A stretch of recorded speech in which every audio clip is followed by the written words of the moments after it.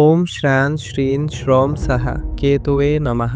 এই মন্ত্রটি নিবেদিত কেতুদেবকে, যিনি আধ্যাত্মিক মুক্তি, মনোবল ও গতিশীলতার প্রতীক। কেতু হল আধ্যাত্মিক জ্ঞান, অতীতের কর্মফল এবং ছায়াগ্রহের শক্তি। জীবনে যেখানে অদৃশ্য বাধা, অনিশ্চয়তা বা মানসিক অশান্তি আসে, সেখানে কেতুর এই মন্ত্র সেই সব নেগেটিভ প্রভাব দূর করতে সাহায্য করে।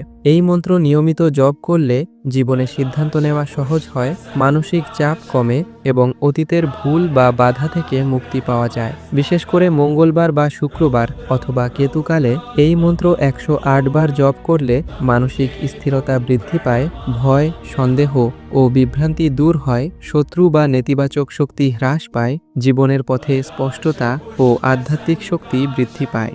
ওম শ্রাং শ্রীং শ্রং সাহা কেতুবে নমঃ। কেতুদেব আপনার জীবনে আনুন মানসিক শান্তি, আধ্যাত্মিক শক্তি ও মুক্তির আশীর্বাদ।